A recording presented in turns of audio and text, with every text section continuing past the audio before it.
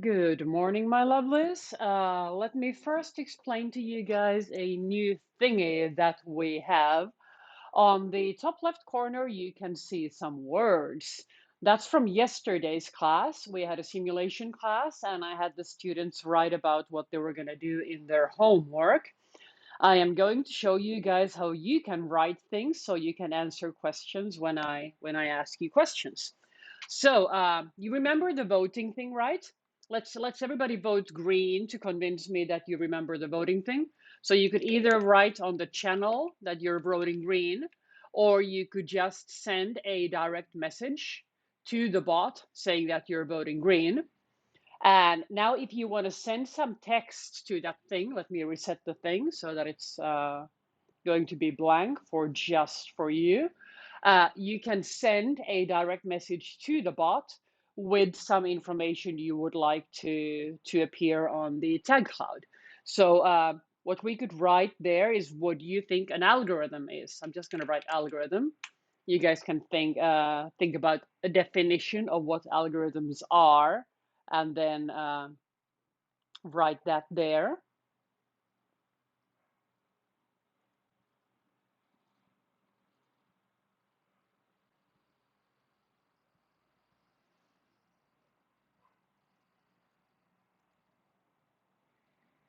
Let's see if this works. So once you vote green, please write with a direct message to the bot, what do you think algorithms are? I'm going to type the instructions on Discord too.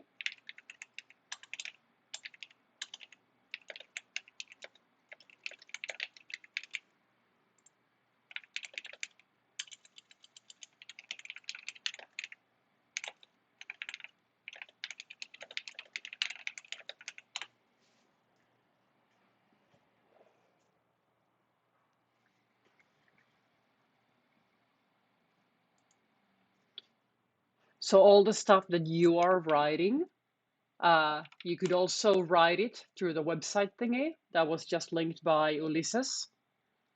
You write here in this box, and it's going to go to an image that I am hosting here. And then that image will appear on the stream. I just made it this week, so I'm testing it. So it would be really nice if you guys could help me out with this. Like a handful, dozen people try to write, what do you think algorithms are? Very good. I'm just hoping my OBS will refresh it too. Apparently it will.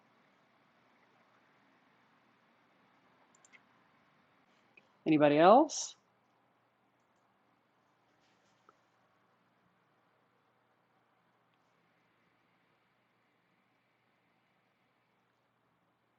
A couple of people are trying.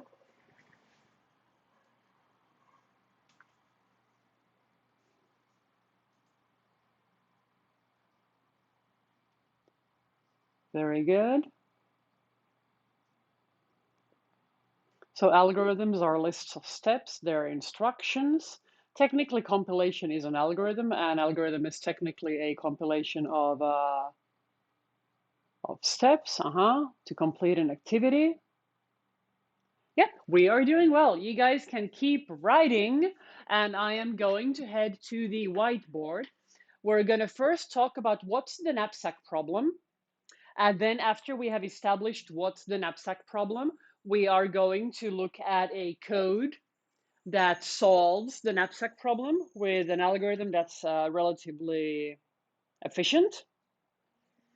And then once we've figured out how to use the code, we're going to move to the second problem we're going to be working with today, which is a maximum flow problem.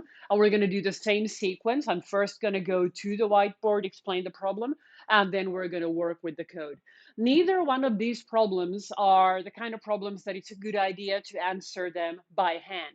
Like these are not calculations you're going to want to do in your notebook, because it's just too many. You can only solve this with like a little toy problem.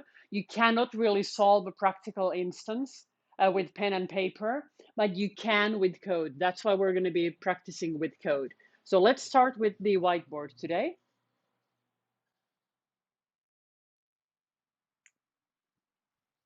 So a knapsack problem. Let's imagine let's get a situation where we're not burgling somebody's house. Let's suppose we need to be evacuated. There is going to be a flood and we have to go. You can only pack the trunk of your car. So we have a car. I'm going to draw a very bad car. And the trunk of your car is where you're going to put all the stuff you need to save. So you have a certain capacity. Let's denote that by uppercase M. That's the capacity in kilograms of how much stuff you can put in the car and still evacuate. If you put too much stuff in the car, car's not going to move, you won't be able to evacuate, you will die. Okay, so it's important to respect this. So we need to choose stuff from your house. There's all kinds of stuff here. And all of those items, they have two properties. One of them is how much do they weigh? Like, for example, this one could be 3 kilograms. This one could be 32. This one could be 15. This one could be 8. This one could be 17, etc. And in addition to the weight, each object has some kind of a value, utility, worth. So we could try to put those in monetary terms. Let's say that this one's worth 5,000 pesos. This one's worth 500. This one's worth 10,000. This one's worth 50. And this one's worth 250. So let's imagine we have a ton of objects, and now what I need to do, I need to select which of these objects am I going to take with me. And I need to make sure that if for each object I have the weight of that object and I have the value of that object, I need to make sure that when I get my selection, let's say I have here an omega of possible objects, I am selecting a subset S of omega, and I need to make sure that the sum of the weights for all the objects in that subset has to be less or equal to m. This is a restriction. So we only consider selections from the universe that the weights of the objects within the selection, when you sum them together, they do not exceed the capacity. So this is a restriction. Any selection that fulfills the restriction, we're going to say that it's feasible. Feasible means that this is true. If the restriction is true, we have a feasible solution, meaning that we can actually consider that solution. If it's false, then it's going to be infeasible. And it means we cannot take that selection because it doesn't fit in the car. In Spanish, we would be using the words factible, infactible. Okay, so that's an important part of the problem, the restriction.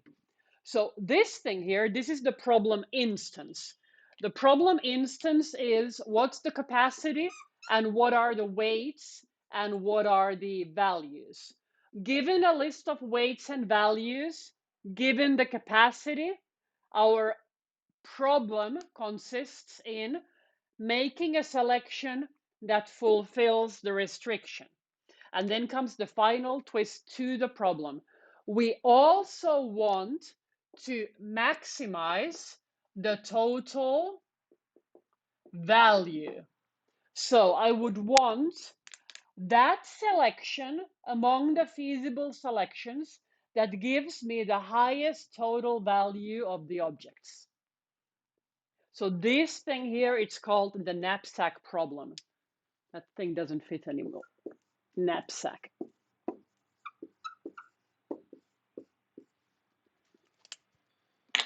So what's the input to an algorithm that solves a knapsack problem? The input would be the instance. What's the capacity and the list of the objects with their weights and values. This would be the restriction that we have to fulfill to achieve feasibility. And this thing here, this is called the objective function. Our objective function is to maximize the total value. I'm going to take a picture of this for you guys.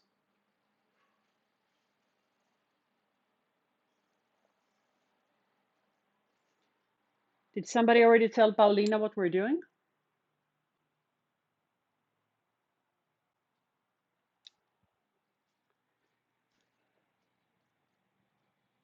Okay, so let's try the tag cloud again. I'm resetting the votes and I'm resetting the tag cloud. If you think you understood the problem, vote green. If you need a little time, vote yellow. If you have a question, vote red.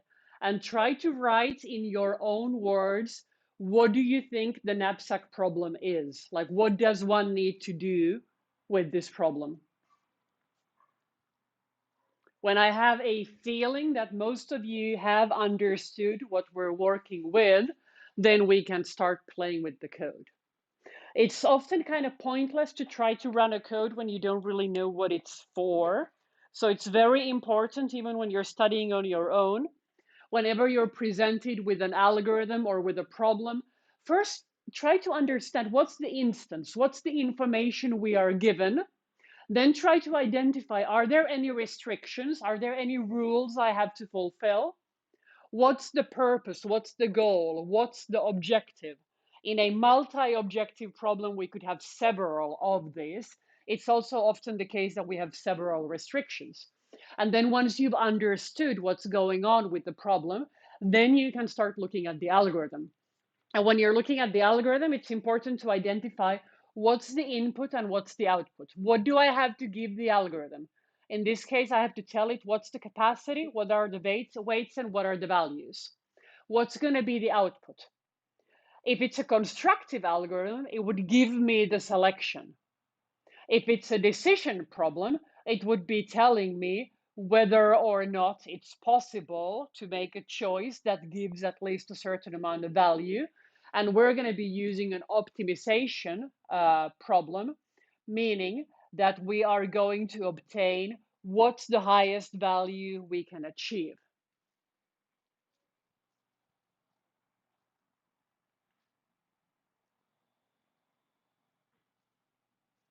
Okay, 4 people are fine. 3 people are getting there. Nobody has questions. Okay, let's try to look at the code.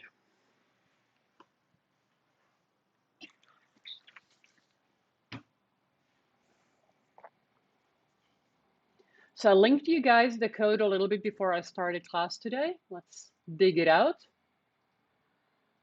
So we are working with question number 3. We need to find the problem instance that's given in the example code. We're supposed to add a new object with weight 6 and value 8. We're supposed to put the capacity at 35. And then we are supposed to figure out what's the highest total value we can reach. And we're going to be using this code. Linking it again for you guys.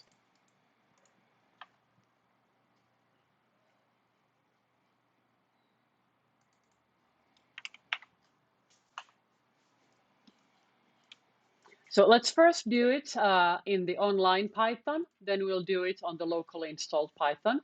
What do I need to do? When I'm looking at the code, don't copy from here and make sure you don't have Google Translate on. Last week, someone accidentally left Google Translate on and it changes the code. It puts stuff here like C.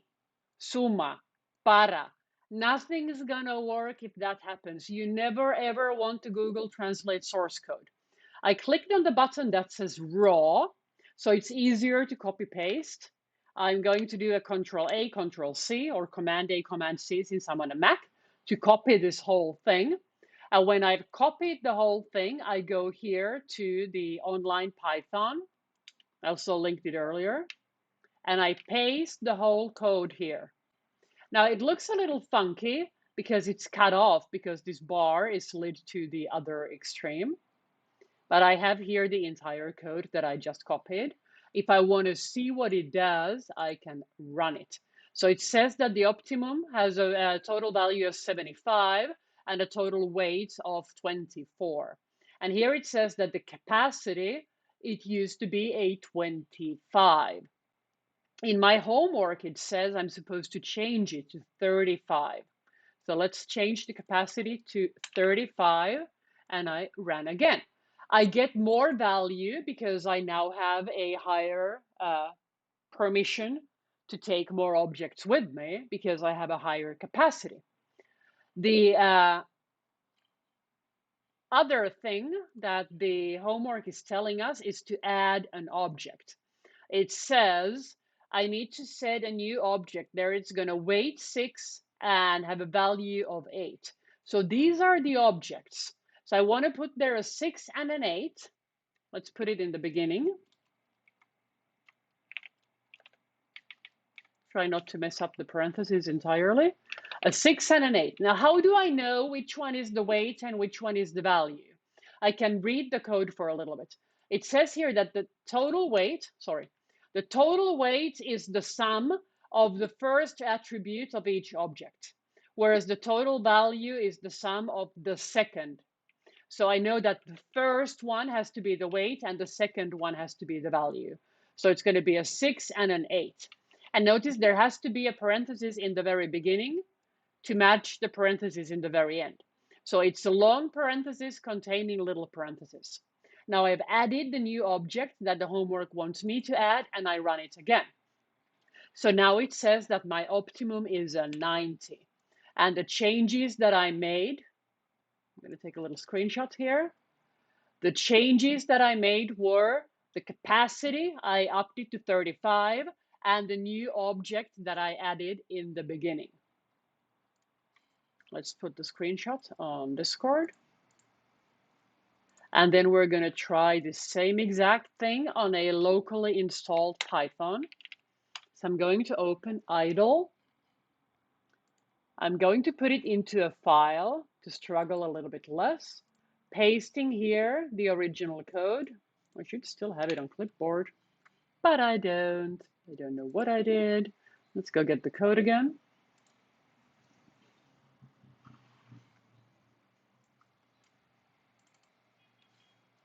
Go to the code, go to raw, copy the whole thing again, go to my file, paste it into my file. It's nice to paste it into the file because you get the syntax highlighting with the colors.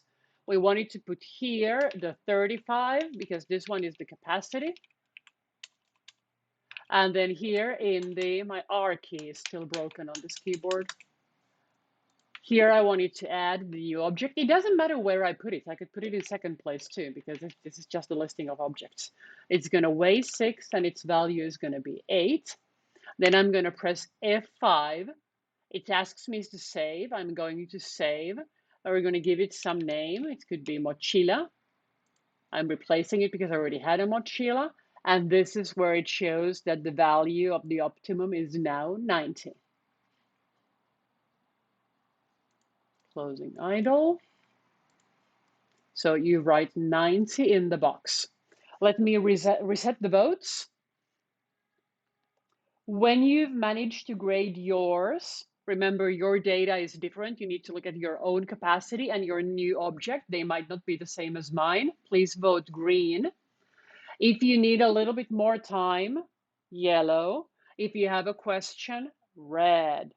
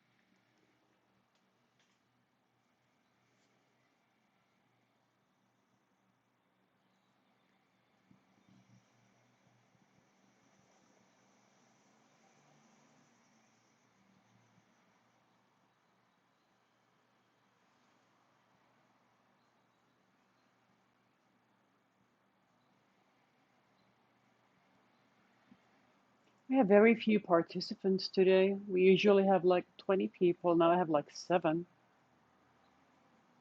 I know it's harder to wake up when it's kind of like cloudier outside. It happens to me too.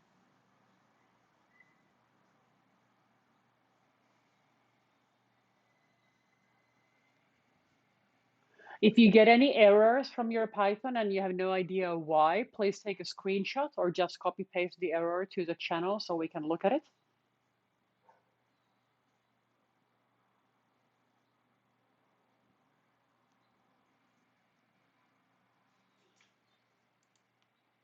I'm going to try to link the example we have. Yeah, it is cloudy. It's cloudy here as well. I don't know why it always wants to give me this one. Oh, it's because of the or. I wanted to give another one. Let's go modify the bot code. I wanted to give the list of problems and algorithms before it gives the or.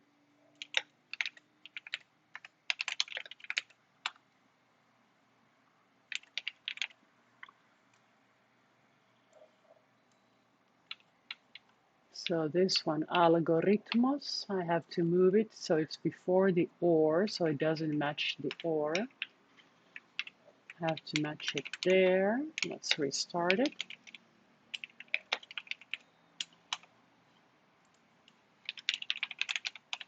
And now I wrote it wrong.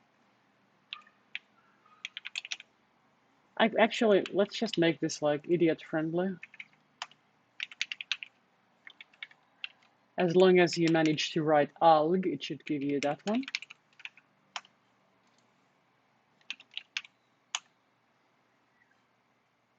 This is the one I wanted to link. So the problem we're looking at now is here on the list. It's problema de la mochila, knapsack.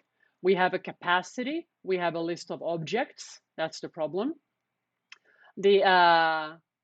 The algorithm we're going to be using, the algorithm that we have in the code, we can actually look at it in a bit. It's a algorithm that uses dynamic programming. It's a pseudo polynomial problem because what we have here is an algorithm that depends both on the number of objects and on the weights of those objects. So let's take a tiny look at what this code looks like to kind of get an understanding of how is this problem being solved by this code. It's a very short code here, so it's not a very long explanation. We're building a table of values for partial selections. And we're first making a row of the table saying that if I select any weight from 0 to the permitted weight, if I don't have any object selected, I have a 0 value. Then I am going to go over all of the possible objects one by one and going over all of these columns of 0 kilograms, 1 kilogram, 2 kilograms, 3 kilograms. And I'm going to be looking at if I include the object I into the selection that I had before I considered that object, removing that weight, do I get a better value than I had before? So I'm just little by little filling in this table, and it's called dynamic programming because my solutions are based on solutions of smaller versions of the problem. So first I'm kind of solving the problem. What if I only had one object? Then I'm like, what if I had 2 objects? What if I had 3 objects? What if I had 4? And I always find the solution to the what if I had one more based on the what's the solution for now. So I'm kind of like incrementally building this table. That's why it's a dynamic programming algorithm, because the technique of making partial solutions, that's called dynamic programming. NP hard, this means that this is an optimization problem for which no efficient polynomial algorithm is known. We do know this algorithm, it's a pseudo polynomial algorithm, but it's not strictly polynomial because it doesn't only depend on n, it only also depends on the total weight limited by the capacity.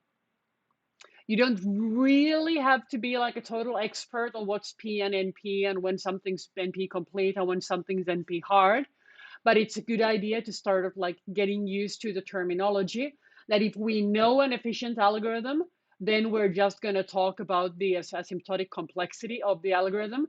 When we don't know any real efficient ones, then it means that we're dealing with a problem that's most likely NP complete if it's a decision problem, and NP hard if it's an optimization problem. Okay, so we're waiting for 3 people to wrap up the knapsack problem, and then we can move on to the maximum flow problem. I'm going to erase the whiteboard while those 3 people wrap up. If you have any difficulties or questions, just type something in the chat, please, either on the Twitch one or the Discord one, so we can help you.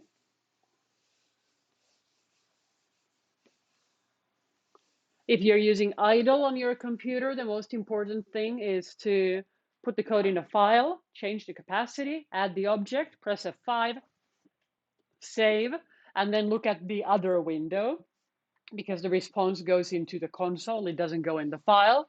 And if you're using the online Python, I'm going to link it again. Just copy paste the whole thing from raw to the left side, change the capacity, introduce the object, check really well you didn't mess up the parentheses or the commas, run it, and the answer is going to show up on the right side.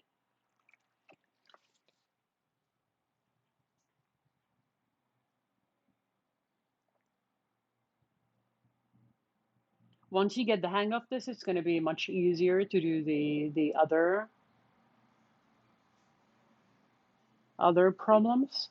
While waiting for these 3 people, let's make good use of our time and let's look at the table that this code's making. We don't really have to, but it's nice to know what it's doing. So this code, it's building this dictionary V. So we could look at what this dictionary V looks like. It's going to be pretty ugly when I run it like this, because it's just going to be the dictionary in like no order. What did I do now? Oh, everything fits. Okay, let's reduce the capacity so it actually does the bottom part. So now it actually had to run the algorithm because not everything fits. When everything fits, it just takes everything. Like if the total weight of the object is less than the capacity, you just take everything. You don't even have to think about it. So now when I reduce the capacity, it did have to start thinking about it. So now it's giving me here the table, but it's very difficult to understand the table because it's printed out as a dictionary. So let's try to iterate over this table. I'm going to take the same I and J to print out the table a little bit prettier. It's actually not a J, it's a W. So let's print the, and from there I want WI. That's what I want to be printing. And after, I only want a new line after each row of the table. Let's try this. Okay, so now it's a nice table, but the problem is that we don't have any spaces between the values. Let's put a tabulator between the values to make it a little bit more readable.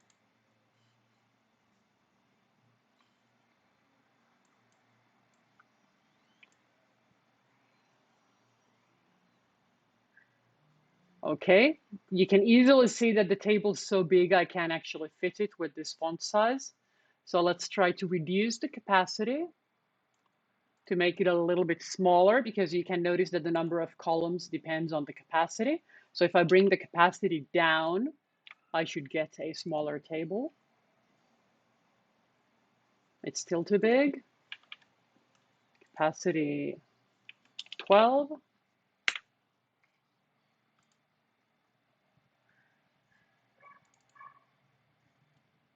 And now we can actually see the whole table. So you can see that when the weight goes up, it starts fitting some objects. The first row is just zeros, like we initialized it. So here I'm able to fit one object and I get a value of 10, and then I keep that same object all along. When I keep increasing the capacity, considering the second object, I'm able to fit it in here. Then when I consider the third object actually enters at this point, and then the second one enters. Then we have the fourth object, and the fourth object is going to enter on its own instead of the first object.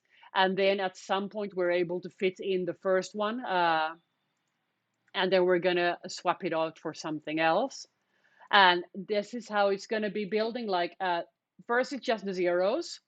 And then every single cell here depends on the previous row and the values of the previous column. So we fill the row from left to right. We fill this row from left to right. And then when we reach the very end, we will have the optimum. Actually, I'm not printing out the final row of the table because I only went up to, let's see, I'm not printing the final one.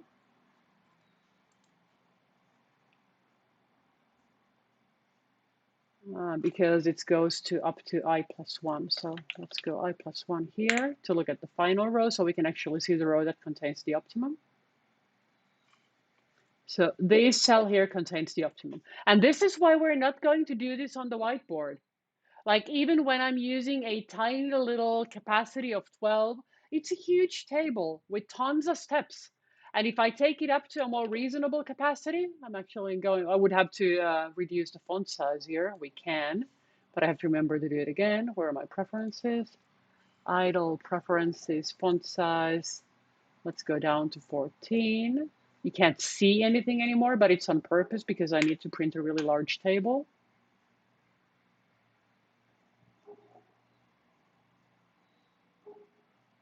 So there's no way we're going to do this by hand. There's no way you're going to do this by hand in an exam. I once had some graduate students try to solve a much smaller instance by hand in class. And after an hour and a half, we gave up because they kept messing it up and it was impossible to get the answer. So no, we're never going to do this by hand. It would be a horrible idea.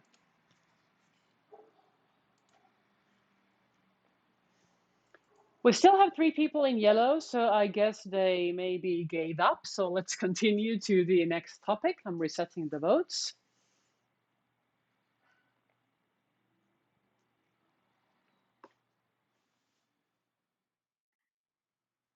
Okay, so let me explain the other problem, and then you guys are going to write to me what you think you understood so we can see if we're on the same page. This problem, it's called the maximum flow problem, and we're working with a graph. So I have some vertices here. And I will have 2 very special vertices. I'm going to have a source and a target. And the point here is that I'm going to be flowing something into the system. Let's imagine it's liquid. I could figure out which one of these markers is blue. They all seem black to me. This one might be blue. So there's water flowing into the source, and I need to flow it out of the target. It doesn't have to be water. It could be electricity. It could be cars on a road, something. But when you're thinking about flowing, it's easier to think about liquid. So let's say that this is a street and there's a lot of rain. And this is like a lake where I want to take the rainwater. And I have here a system of pipes. So this hinting here, the water enters here, and then I have different pipes connecting this source to a number of locations.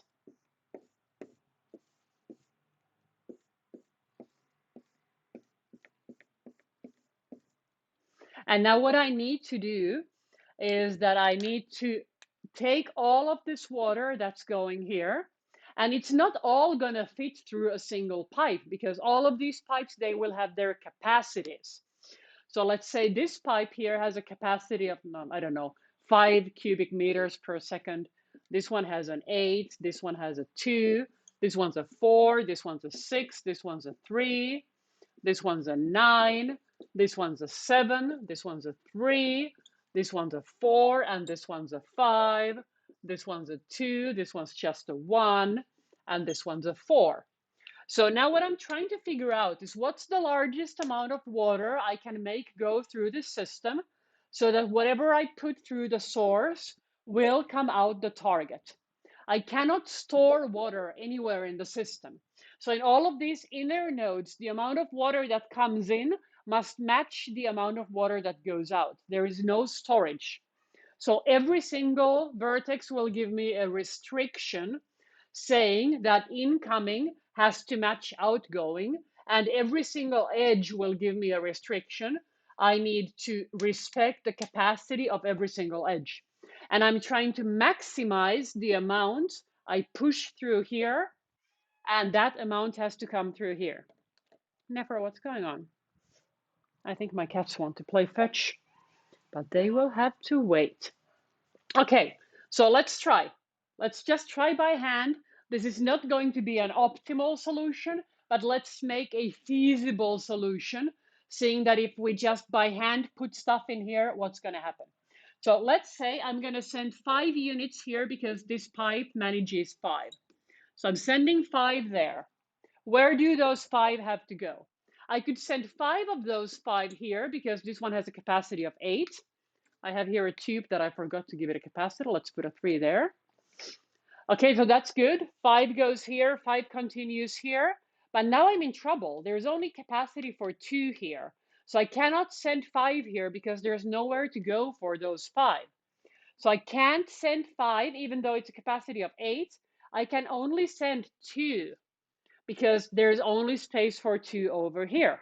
So the other 3 have to go here. So this 5 is going to split into a 3 and a 2. And now I have to route the rest of it. The 2 go here.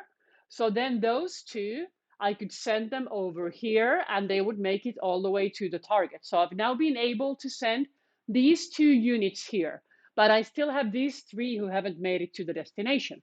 So I could send those 3 here. Then I could send them up here. I could send them here. So this is now 3 out of 7. I could send them here. I have 3 out of 9. And I have now 5 units that actually made it from the beginning to the end. But there are still pipes with nothing going in them. So I have faith that I'm going to be able to send more. For example, this pipe has a capacity of 5. This one's a 4. This one's a 4. And this one's a 6. So the minimum is 4. Meaning I can totally send 4 units on this route over here. Let's do that. So let's send another 4. 4 out of 5 here, 4 out of 4 here, then 4 out of 4 down here, 4 out of 6 here. The 4 made it. I've sent a total of 9 units. So now which ones are maxed? This one's 2 out of 2. This one's 4 out of 4. This one's 4 out of 4. 5 out of 5. 3 out of 3. This one 3 out of 3. We can't send anything more on those. But there is still space here up top. This one can take 2. This one can take 4. This one already has 3 out of 7, but there's space for more 4. This one's 3 out of 9, so there's space for 6, meaning I can totally send 2 more units over there because this 2 here is limiting me. So let's send another 2 units. 2 out of 2 here, 2 out of 4 here. So now this is 3 plus 2, which is 5 out of 7 here. 3 plus 2, which is 5 out of 9 here. So now this one's at max capacity. It's beginning to look more difficult to send more units, but we can still do it. This one's 4 out of 5. This one's nothing out of 1. 2 out of 4, 5 out of 7, 5 out of 9. We can send 1 more unit through here. So let's send 1 more. 4 plus 1 is 5, so we're now maxed here. We send 1 unit up here. We're now maxed there. We add it here. It's 2 plus 1, which is 3. We're not maxed yet. We add 1 here. We have 6.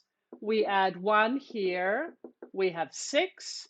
So now first the 2 and the 1, they also made it through. And now, since all of the pipes that come through the source, they're all saturated, they're all at maximum, I cannot send anything anymore. I have some intermediate pipes here, like this one, it still has capacity for 1 unit. This one has capacity for 1 unit. This one has capacity for 3. This one has 1. This one has capacity for 6. This one has capacity for 2, but there's nothing else I can do because I have saturated, I've made a bottleneck over here. Nothing else can pass. So this is a max flow problem. It's also something you don't want to be doing by hand, because even though I now have a solution that's feasible, I have no real way of knowing, is this actually the best solution? Because everybody could start second guessing. What if I take away from this pipe and I put in this other pipe? Can I get more through there? Technically, having saturated all of these here gives me a theoretical reason to say that I have reached the optimum. Because what we have here, this thing is called a cut. And since the cut capacity here is the 2 plus 5 plus 5, it means that there's this bottleneck that no more than 12 units can never go through. So since I'm already sending 12 units in this particular case, I have a guarantee that I actually found the best solution. That's called the optimal solution. But this doesn't always happen. It happened now because I made a small toy example. But this thing is also a huge mess to do by hand. So let's do a tiny little recap and then you guys write what you understood. So what is the instance for this problem? We have a graph, we have capacities for edges. Let me change to the computer. And we know what's the source and what's the target. That's what we have. So we know the graph, we know the capacity of each edge, and we know where we're going to be putting the liquid in from, and we know where it's going to come out from. Restrictions, we have many.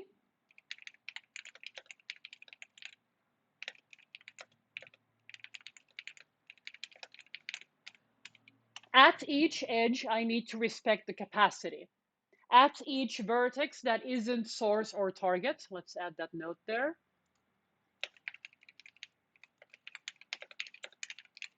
I need to make sure that the incoming flow matches the outgoing flow.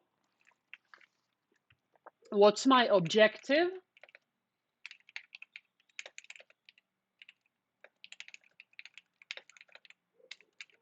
I am trying to maximize the total flow from source to target.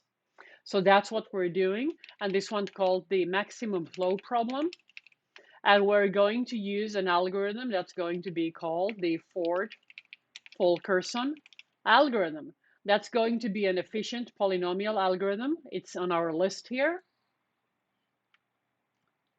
Flujo máximo en un grafo. Ford-Fulkerson, it's a cubic algorithm, meaning that I'm going to have a triple 4 going over the vertices, essentially. Okay, so now, before we look at the code, please try to write in your own words, in Spanish or in English, what is the maximum flow problem about? And also try to mention possible applications. What do you think this could be used for? I'm going to start by just writing the name of the problem.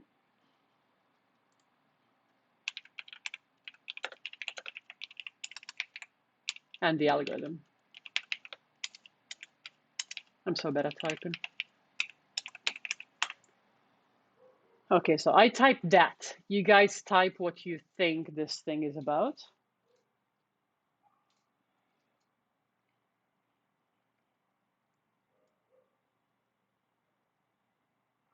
Please also vote green if you kind of understand what's going on here. Vote yellow if you think you can figure it out by watching the video again. Vote red if you need to clarify something before we go look at the code.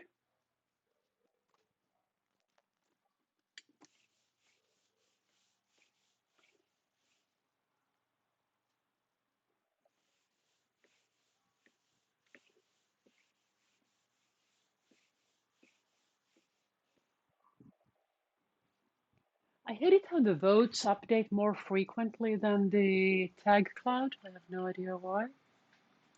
Let's go investigate on the web server.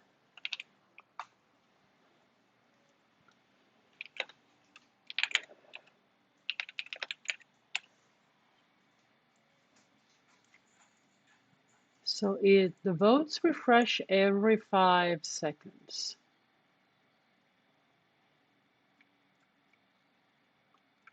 And there's nothing mentioning cache over there. So how about the tag cloud?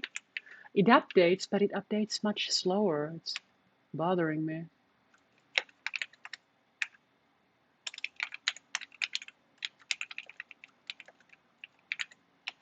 No, the HTML.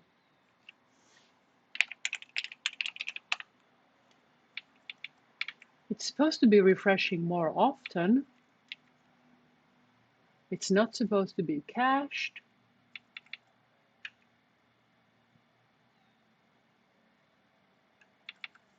I don't think I need a style sheet for it though.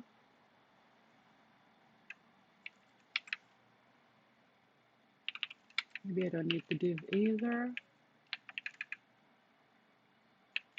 Looks fine to me. If anybody can think of why it takes longer to refresh than the other one, tell me. It's supposed to be more often. Very strange.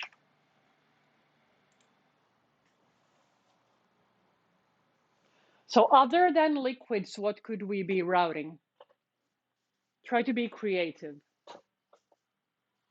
I usually think of stuff like power stations and power lines and supplying electricity to homes, or trying to optimize traffic, people leaving from a neighborhood, driving to a factory to work in the morning. I'm thinking about cars going on the edges. Guessing we could also be looking at how gas goes through gas pipes or various kinds of liquids, rainwater, maybe oil in a refinery.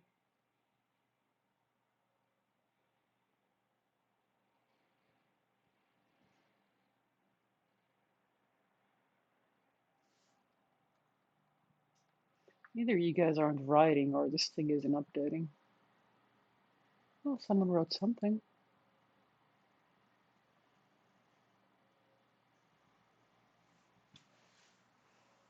Thinking maybe it's taking a little too long to do the update.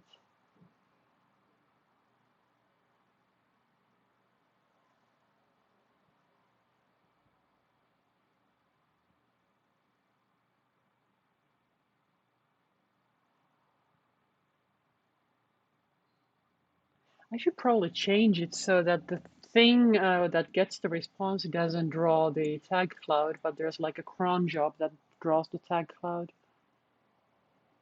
Maybe. I'll change it later. Okay, so most people are fine, so we can look at the code. Let's go to the GitHub repository to dig out the code for this. So we're going to go to the Discrete Math repository.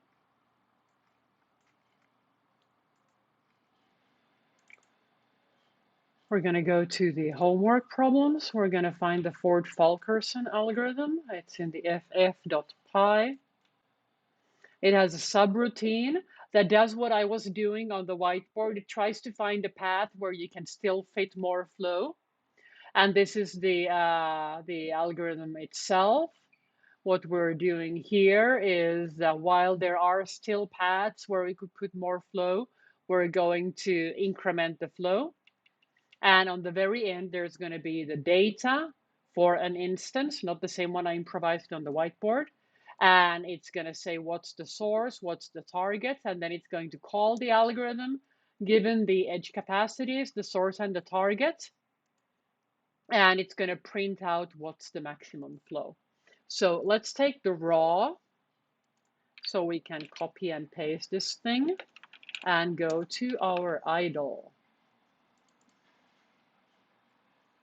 Put a new file. I'm going to put the code here, closing the browser. So remember, you don't have to mess with the algorithm. It's very nice to look at what is it doing, but you don't need to modify that. What we need to be modifying is this part here. Let's run it first to see what it does. I'm going to call it max flow. So it says 23. In this instance here, we can first look at what vertices we have. We have vertices 0, 1, 2, 3, 4, and 5. So there's a total of 6 vertices there. I'm using vertex 0 as a source. I'm using vertex 5 as a target. And we seem to be able to put 23 units through that system. Okay, so now we need to go look at the homework problem and figure out what are we supposed to be changing about this one. Have those somewhere here. So there's going to be 2 different questions that we're going to be answering with the same code. So when you get problem 4 done, don't close the code. You're going to need it for problem 5 as well. Problem 4 is very straightforward. What it tells us is that I want to add a capacity of 5 to an edge that goes from 0 to 3. So first I need to see, do I have an edge that goes from 0 to 3? I have 0 to 1 and 0 to 2. If I had a 0 to 3, I would just change the number. But I don't have a 0 to 3. So let's add a 0 to 3. Then what's the mystery number I'm supposed to put here? Asignando una capacidad de 5. Okay, so that one's going to have a capacity of 5, and it goes from 0 to 3. Okay, run to make sure I didn't break anything.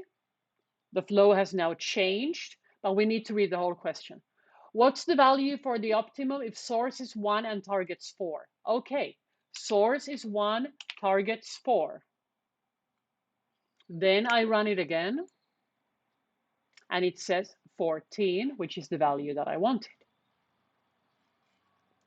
So I'm going to reset the votes so you guys can let me know when that's actually happened.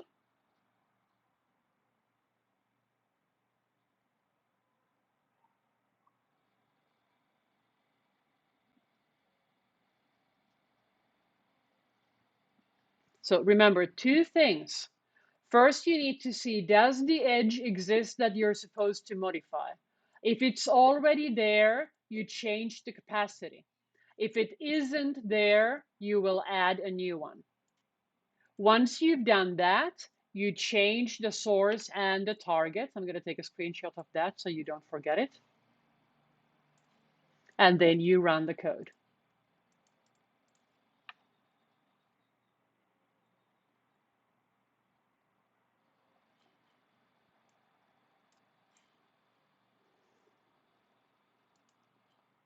When we're fine with this part, we vote green.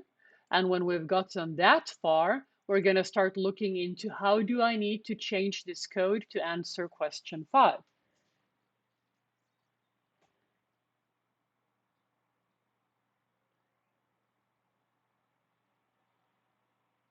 It's a very good point. We could use this for optimizing circuits as well.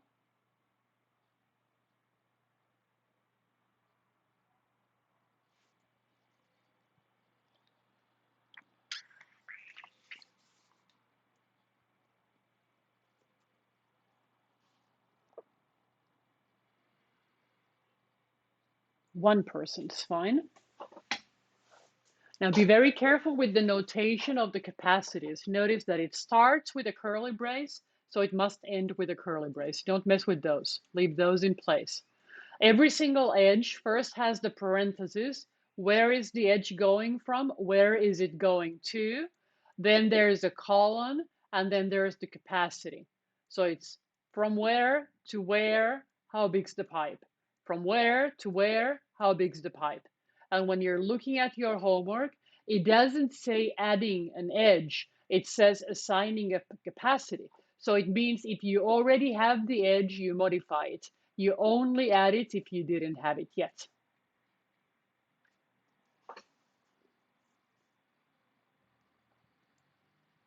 Let's give Ulysses the direct link again.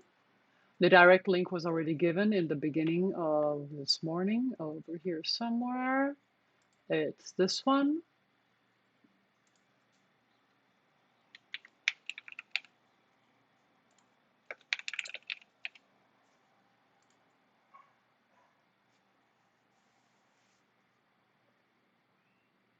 I already linked it to you, Ulysses. It's FF for Ford Fulkerson.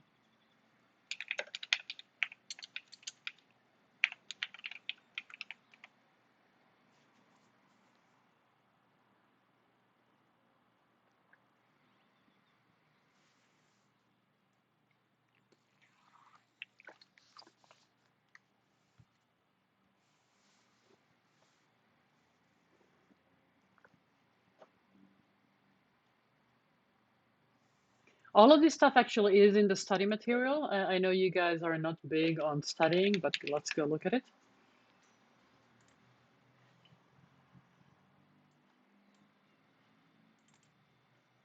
So if you were wanting to do this on your own without listening to me talk,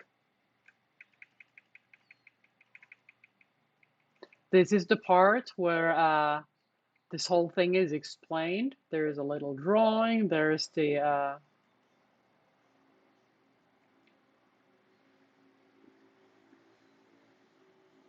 explanation on how it works.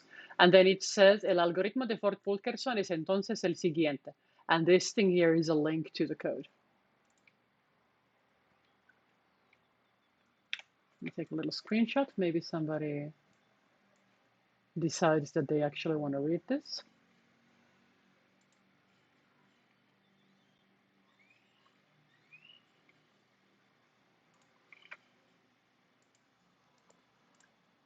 Okay, let's go see what's going on here. No, honey. Please don't copy and paste to the console. Like if I copy and paste it here, I'm gonna get a huge difficulty as well because it has two different routines. Don't do it like that. Put it in a file. If you really want to copy and paste it, you have to do it by parts. We would first take the subroutine. We would put the subroutine in, and I would have to press enter twice.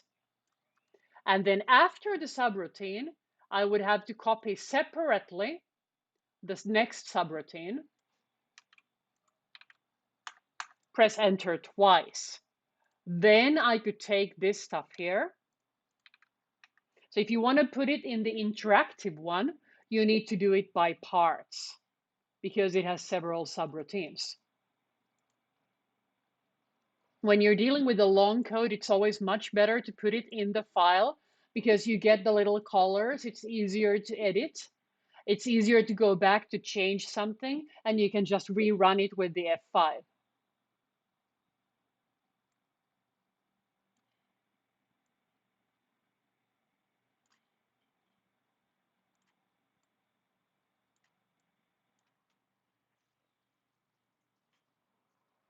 Okay, 6 people are fine. Everybody else went for taquitos. If your question has been resolved, please change your vote to yellow if you're still working on it, and to green if you already got the answer.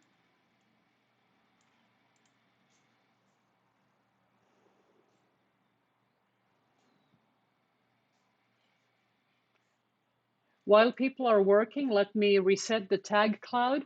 And in the code, if there's any Python words here, like if you want to know what set or dict or len or if or return mean, please type it to the tag cloud so I can explain the ones that appear. If you want to know what min or key or lambda do, write those as well. Like you're not supposed to be able to write this kind of stuff on your own yet. What you're supposed to be able to do is call it, modify the instance and call it. But it's of course nice to understand what all of these things mean. Yes, Paulina, this is only question 4.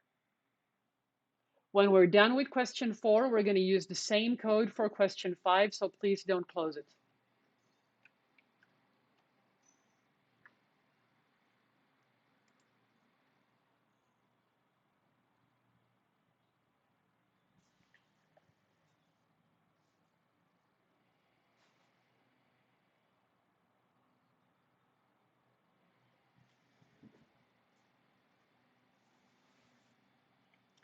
I'll also show you guys in the meantime how you would go about Googling what something does when you don't know what it does. I do this very often. I see a code and I want to know what it does. So for example, what does lambda do in Python? So 49 million people have wanted to know what does lambda do in Python. So you're not alone in wanting to know how is this going to work. So we can read, for example, this little tutorial from a machine learning website that explains how does lambda work in Python. I'm going to copy this one to you guys. And whenever you run into something that you don't know yet, but kind of looks handy, check it out. Or just if you don't have time to check it out at that point, write down somewhere, have like a list of things to investigate. And then the next time you have a quiet moment, just investigate.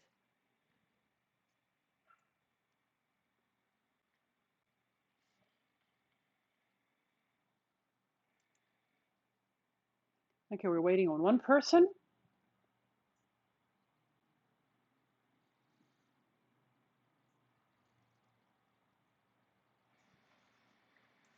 Also remember, if it's difficult for you to do these steps in real time, we also have a step-by-step video on YouTube for all of the questions. I'm using these same codes, doing these same things, but there's no talking. I know I hate learning from videos where people talk. I hate it. I want to read, I want to look at things. I don't want anybody talking. I can't think when somebody's talking. So this video is very helpful. You can play it either faster or slower according to your own rhythm, and you can easily pause it to do the exact step that I'm doing without anybody talking.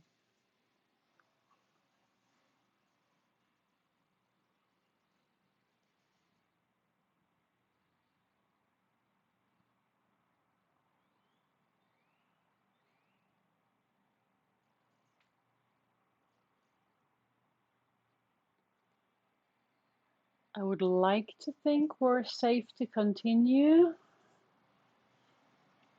Let's go read question number 5.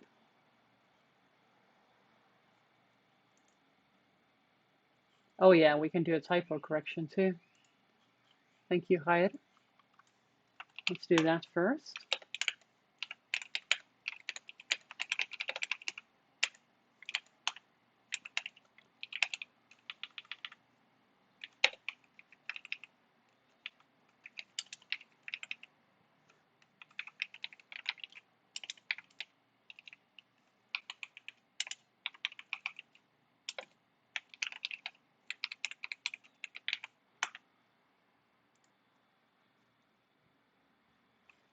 Okay, so now what we need to do in question number 5 is we want to choose freely the S and the T. So we don't want to fix them. S is not always going to be 1. T is not always going to be 4. They could take any value. So what are the vertices we have? We have vertices 0, 1, 2, 3, 4, and 5. So S could be any one of those. So let's make a for loop. For S in, let's actually make here a little set. The set V, it has a 0, 1, 2, 3, 4, 5. We can make that more efficient later. For any S, we want to try all the possible T's. We could actually try it like without the S itself to make it a little bit less redundant, because if the source and the target are the same vertex, well, nothing's gonna flow. So we're gonna try from every S to every other T, what's going to be the flow. Let me run this. Lots of flows, tons. So now I don't really want to look at all of those, so we need to be a little cleverer. So let's make a variable highest, and let's set highest to 0. So then we could put the current value into a variable, or actually we could just put that the highest one is going to be the maximum between the old highest and the new value that I calculate. So at the very end, I could just print out the highest. So it's going to just spit out one number, because first I set highest to 0. Then I said, try me all the combination of S and T, and update highest to be either highest if it's higher than the new value, or the new value if the new value is higher. And now, how could I do this part more efficiently? If I know what vertices I have, I could just put stuff like V for the in range I want from 0 to 5, so that would be a range 6. That should also work. And if I'm too lazy to check which vertices exist, I could also build it by looking at the capacities. I could first say that I don't know what vertices I have. Then I could say that for edge in the capacities, well, what does the edge have? These are the keys and these are the values. So each edge is actually going to be from a vertex A to a vertex B. And then I could say that I want to add the A to the vertex set. And I also want to add the B to the vertex set. And then I could look at what are the vertices that I have. So first I figured out what are the vertices that I have. And then once I know what vertices I have, I tried every one of them as a source and every other one of them as a target. And then I just printed out what's the highest possible flow. So let me take a screenshot of this particular part here, and I'm also going to put it as text in Discord. So now remember, this has to go in the same code after the capacities have been defined. If you put it separately, it's not going to do anything because it depends on the stuff that we already have.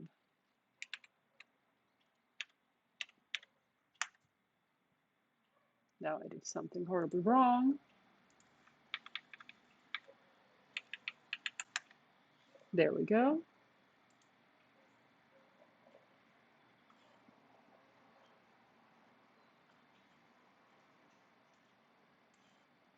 If you think this is too nasty for you, too advanced, and you want it to be simpler, you can do it like the simple way. You could just say that S could be any one of these values. T could be any one of these values. We could just print them, and then we could manually scan what's the largest number that we see. So we could just scroll up here. What's the largest number? There's a 32. Ta-da! So this would be kind of like the I don't want to understand anything. I just want the answer. I don't care if it takes me a long time version of doing the same thing. So I don't recommend doing it the silly way. I always recommend doing things the smart way.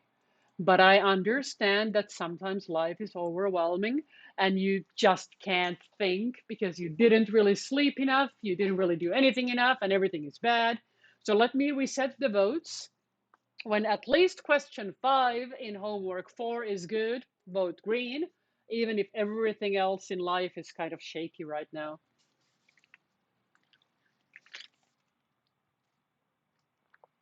And I'm going to make a little poll here on Discord.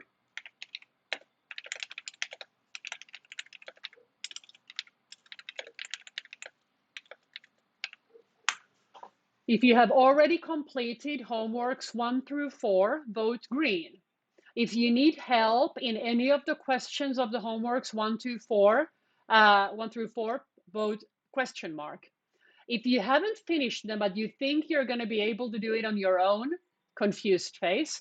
If you don't really know what's going on, sleepy face.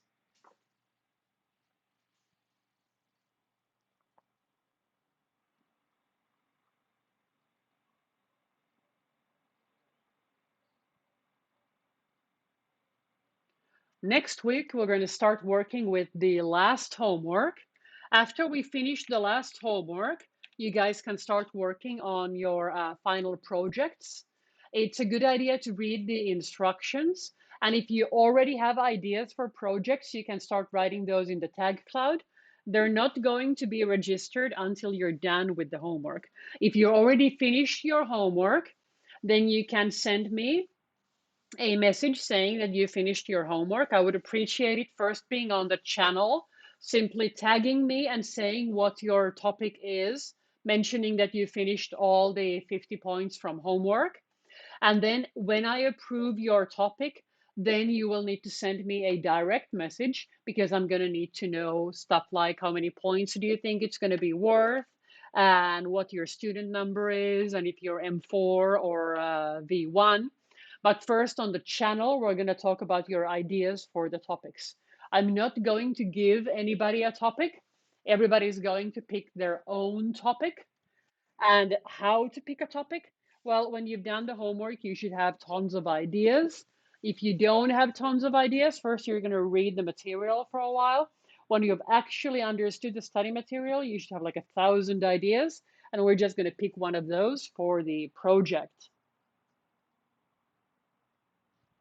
Okay, so nobody seems to have any pending questions. We seem to be fine. If you need any help, tag me on the channel. Next week, homework 5. Remember, you can start practicing the exam whenever you want to. You should be able to answer a ton of questions on it already. I really recommend reading the textbook, and I'm going to be doing all of these things again in Spanish today at noon, in case you guys want to stop by for that as well. Take care. Go for a walk. It's a really nice weather for a walk. I still recommend face masks. I don't see the people outside wearing them though, but I would. And I'll catch you guys next week.